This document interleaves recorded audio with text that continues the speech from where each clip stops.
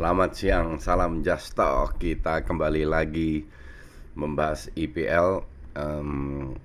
Pertama, gue mau bahas dua tim dari Manchester dulu, terus Chelsea dan Barca. Oke, kita mulai dengan Man City dulu. Man City di babak pertama unggul 2-0. Mainnya luar biasa, sangat luar biasa. Semua berjalan, cuman satu yang kurang berjalan, yaitu finishing. Gol kedua juga penalti loh.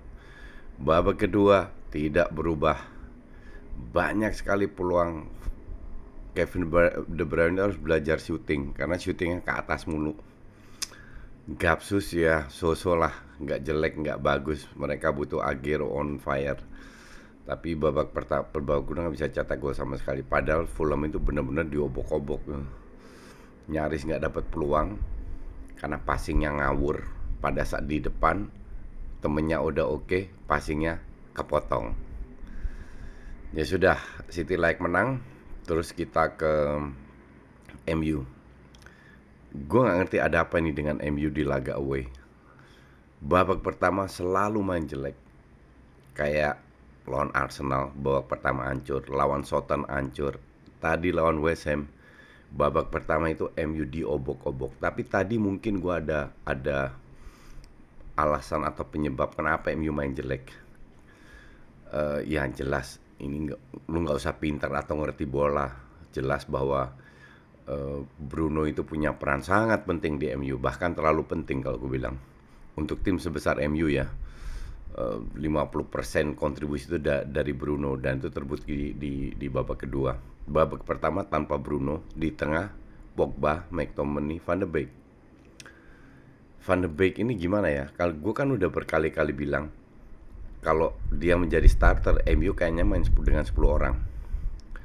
Dan terbukti karena di tengah justru Greenwood sama Cavani itu yang sering turun, dia malah ke depan. Di tengah McTominay dengan Pogba itu sering terisolasi sehingga they cannot make the game.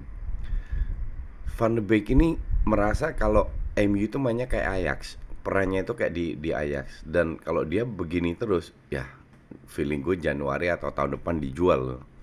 Dia harus berubah. Maksud gue berubah ya persis kayak tadi, harus lebih terlibat dalam permainan. Harus lebih pada saat Pogba, McTominay, dia harus meminta bola. Tapi kayaknya dia ngumpet, dia ke depan, dia nunggu bola. Babak pertama itu MU nggak ada peluang. Namanya Fornals ya sama Bowen itu benar-benar diobok-obok itu, minimal 3-0 harus bisa dapat. Haller di depan gawang, kiper lewat, bola sudah terkontrol, Maguire jatuh, ikut kepleset. Kalau 2-0 mungkin sudah agak lega lah. Di tiang kedua kalau nggak salah dapat passing, kiper udah lewat, nggak masuk. Kalau nggak salah awal babak kedua, lupa gue. Tapi ada beberapa peluang tadi untuk Bowen lah, you name it lah. Itu babak pertama, kalau 3-0 nggak heran. Gue tweet Bruno in, Van de Beek out. Ternyata Cavani ditarik. Untuk gue agak aneh kenapa Cavani ditarik. Martial itu jelas-jelas nggak perform sama sekali. Satu shot, dan satu shot yang berbahaya, sisanya shot ke arah kiper. Maguire juga nggak bahaya sama sekali. Babak pertama nyaris nggak ada peluang. Babak kedua peluang pertama untuk West Ham yang di tiang kedua itu tinggal selonjor masuk. Kalau itu masuk at least 2-0 lah. West Ham lebih santai mainnya, tekanan lebih di MU. Rashford masuk sama siapa namanya, Bruno masuk. Setelah peluang itu West Ham 45 menit West Ham nggak dapat peluang sama sekali. Yang namanya Fornals, Bowen di babak kedua nggak kelihatan sama sekali. Diambil alih sama Bruno. Permainan Bruno itu sebenarnya simple. Dia bisa mengkoordinir, lawan-lawan bisa mengkoordinir kalau dia ada di lapangan. Dia terlibat, dia meminta bola dia, dan nggak semua passing sampai loh. Berapa kali passing juga gagal. Tapi sekali dua kali sampai langsung jadi gol. Greenwood itu udah berkali-kali gue bilang. Bahkan kemarin gue bilang kalau Grealish 100 juta, Rashford harganya berapa? Bahkan Rashford lebih mahal.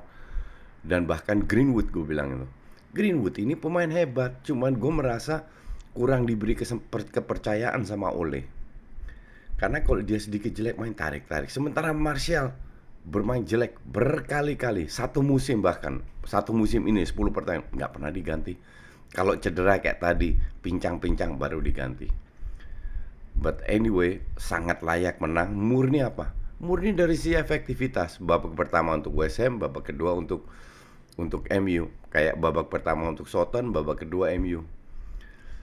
Tapi ya kalau mereka bisa comeback dan layak karena golnya itu keren-keren semua. Pogba itu kualitas. West Ham tidak memiliki pemain sekualitas Rashford, Pogba, Bruno dan Greenwood. Itu yang membuat perbedaan. Dan di babak pertama hanya ada Pogba sama Greenwood di mana mereka terisolasi karena ini pemain kepintaran yang harga 40 juta ini ngumpet, nggak kelihatan. Babak kedua ya layak menang. Cuman pertanyaan gue adalah apakah layak tim sebesar MU tergantung sama satu pemain. Sekarang ke Chelsea. Chelsea menang 3 poin dan layak menang. Awal-awal agak keteteran, cuman sekarang kalian bisa lihat sendiri bedanya kalau timnya Abraham main atau Giroud yang main. Oke, Giroud dengan bola atas sering menang, apa namanya, cetak gol tidak butuh banyak waktu. Sementara timnya Abraham terlalu ringkih untuk di depan untuk selevel Chelsea. Akhirnya cetak gol pertama, iya, passingnya emang bagus, finishing bagus. Habis itu kena heading, sayangnya Ziyech tidak bisa melanjutkan setelah 30 menit.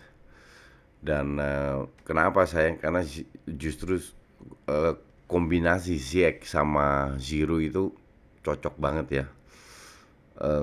Dengan umpan-umpannya, tapi ya Giroud akhirnya bisa dapat gol dengan umpannya Reece James. Tempo bermain sangat tinggi, cuman ya Leeds is Leeds. Seperti yang gue bilang, main not bad, cukup bagus, tapi ya finishingnya itu jelek banget. Walaupun mereka nggak terlalu dapat banyak peluang. Dibilang Chelsea main bagus, nggak, tapi layak menang. Karena secara kualitas, secara permainan Chelsea lebih unggul. Pulisic masuk, Pulisic masih belum Pulisic yang kita kenal. Dengan visi, dengan true pass-nya, dengan skill, dengan finishing. Werner di kanan bermain cukup ya not bad lah. Havertz masih belum begitu kelihatan. Tapi secara overall sih Chelsea layak dapat 3 poin. Dan Chelsea, Liverpool, City itu yang untuk gue calon juara. Sisanya ya ups and down. Kita ke Barca. Barca kalah 2-1 lawan Cadiz yang juga mengalahkan Madrid. Jadi giant killer, tapi kalau lihat ya sebenarnya nggak layak kalah. Kalau lihat golnya, 1 gol bunuh diri, Barca dapat gol bunuh diri juga. Terus kesalahan antara Alba yang salah lempar ke Longley yang membiarkan bola ke Ter Stegen. Ini udah dalam 10 match udah kalau nggak salah 3-4 match kalah karena atau terjadi kebobolan karena kesalahan yang di SSB pun nggak terjadi, kesalahan yang blundernya minta ampun. Kalau nggak Neto lah, Ter Stegen lah, Pique lah, ada aja. Gue bingung, tapi ya Barca nggak punya duit untuk beli center back atau beli back kiri. Hari ini Messi mainnya ancur-ancuran, tetap dapat banyak peluang loh. Griezmann finishingnya jelek.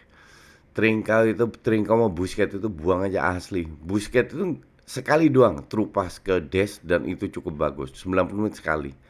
Dan beruntung diganti karena ini pemain sampah banget. Semua bola ke Messi, semua bola harus ke Messi. Aduh, ampun-ampunan dah. Pada saat Pjanic masuk, minimal masih lebih menyerang lah. Peluang nggak kekurangan, tapi gue bingung. Tidak ada satu shot yang deket gawang itu ke arah atas. Oke. Ini dalam futsal, pada saat kita masuk ke area kiper itu pasti turun, ya. Jadi yang kita lakukan shooting ke atas. Kalau di futsal, sepak bola tadi masuk ke area, mendekatin kiper, kiper itu pasti turun, nggak mungkin kiper berdiri begini. Turun, kenapa nutup sudut? Tidak ada satu, mungkin 3 4 5 shot yang kena kiper, tidak ada satu yang ke atas. Ya kalau dapat peluang, terus lu kasih gol kayak sampah gitu, ya udah, you don't deserve to win, sesimpel itu. Permainan cukup bagus, sistemnya cukup bagus, cukup fluid, nggak tergantung kiri, kanan juga jalan, Des bermain cukup bagus. De Jong agak kurang, tapi Messi ancur-ancuran hari ini. Griezmann finishingnya jelek banget. Braithwaite sama kayak Van de Beek, kalau dia main, MU main dengan 10 orang, ini Braithwaite Barca main dengan 10 orang. Tapi ya mau gimana lagi, pilihan striker juga nggak terlalu banyak. Jadi gue sih yakin it will be alright dengan Barca. Bahkan gue tetap optimis masih bisa jadi juara, karena kesalahan-kesalahan blunder itu nggak mungkin dalam setahun lu bikin berulang-ulang kali. Biar mereka ngaca aja, biar analisa bahwa hal kayak gini itu nggak bisa terjadi untuk tim selevel Barca. Jadi musim masih panjang, masih ada 28 match. Apa namanya, kalau gue bilang sih, tambah lama tim ini tambah fluid permainannya. Pertama itu permainan penting, dan itu oke. Habis itu create chances oke. Finishingnya jelek. Sebenarnya create chances itu bisa lebih banyak kalau passingnya Messi itu lebih akurat lah. Cuman kembali lagi, serangan nggak terlalu banyak dari Messi juga, dari Dembele, dari Alba, dari Des berapa kali. Sayangnya Coutinho, kalau gue bilang kesalahan Koeman adalah narik Coutinho keluar, bukannya Braithwaite. Braithwaite itu harus dihitung asli nggak ada guna sama sekali. Apalagi lawan tim parkir bis gitu, ngapain? Harusnya Coutinho dibiarin, Griezmann geser ke depan, Braithwaite yang ditarik. Tapi sudah, ini pelajaran juga buat Koeman, but kalau gue sih tetap optimis dengan Barca. Oke, thanks for watching.